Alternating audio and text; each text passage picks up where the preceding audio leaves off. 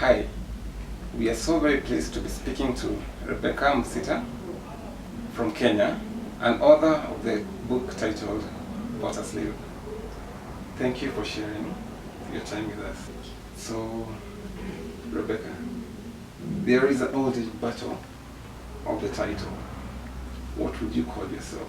An author or a writer? Thank you very much for this opportunity of having me share about my book, What a Slave. I would say that I am an upcoming author. I have written quite a number of articles in the past and I have been writing for about 7 years now. But this book, What a Slave, is a premiere into my passion into the writing career. So I would say that right now I would call myself a writer. Well, not I don't know whether you have a name for anything in between writer and author, but I would call myself a writer. Okay. So what inspired this book? Well, What a Slave was inspired by my working experience to the Middle East, the Kingdom of Saudi Arabia, and I met many housekeepers and many househelps as I. So I decided to write this book and share their experiences and what particularly they go through. People say that you should be careful when around others because they might write about you. How similar is the main character to the real person in your life?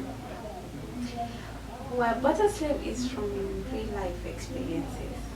So I would say that all the characters in the book are real, and they what the book just calls for is the protection and natures of the character. But What a Slave, the characters in the book are real life characters.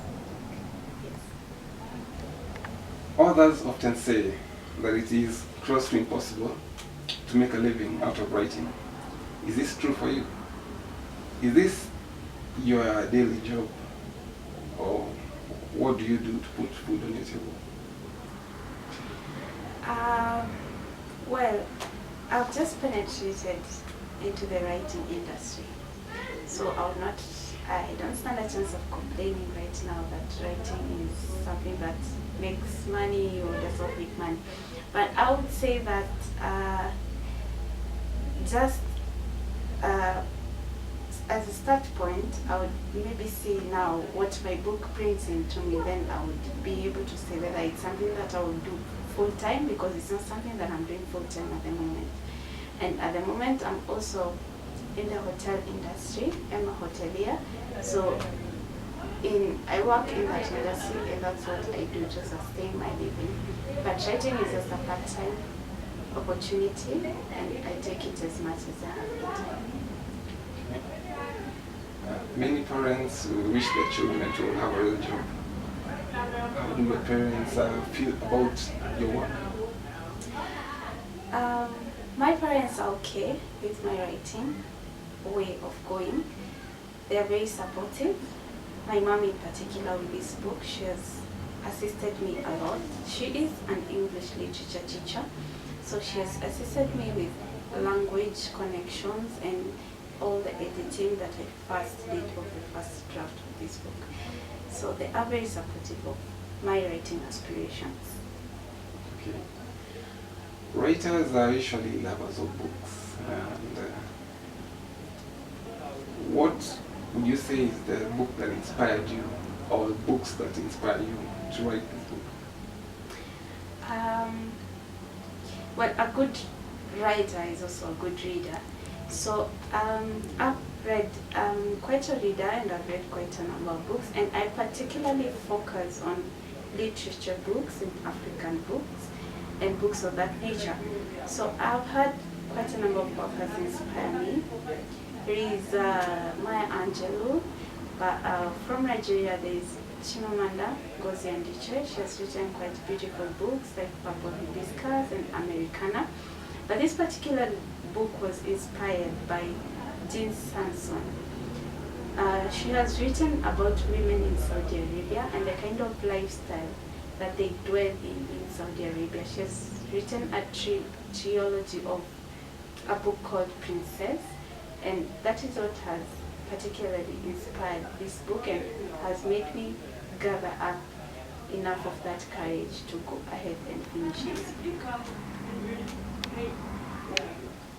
Some people write in the morning, early in the morning.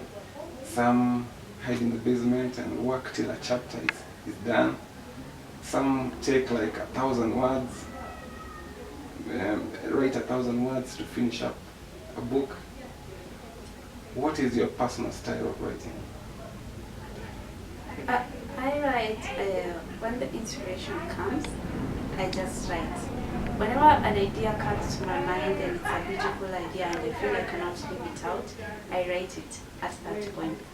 Therefore, I'm not limited to time or place. Wherever I am, I write. And I also write until I finish whatever was the idea that came up to mind, I finish that. Then when the idea continues, I continue when the idea comes back to me. What do you wish people to know about this book? What a Slave is a book that I said has been inspired by experiences as a house help in the Middle East, Saudi Arabia. I would like people to realize that this book is like an enlightenment towards slavery, because women are going through a lot of slavery in the modern life that we are living in, only that they do not realize it. So this book is basically talking about what those women experienced and their experience of slavery. And that is what is being shared throughout this book. Has it been translated into any other language? Or do you think that it would be translated into your own language? What a Slave is just in English, which is just the international writing language. But since this book concerns quite a number of societies and different people who've also experienced the same thing, I would love for it to be translated.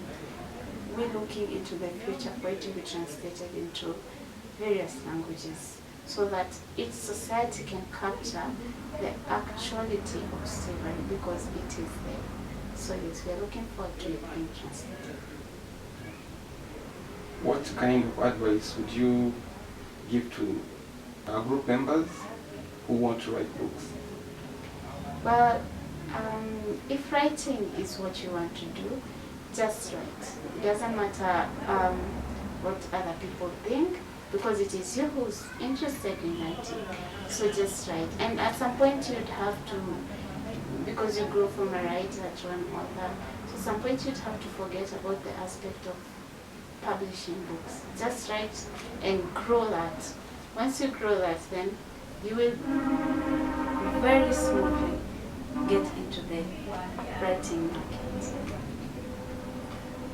We would like to thank you, Rebeccah, for taking your time to share with us, and we appreciate you very much. Thank you very much.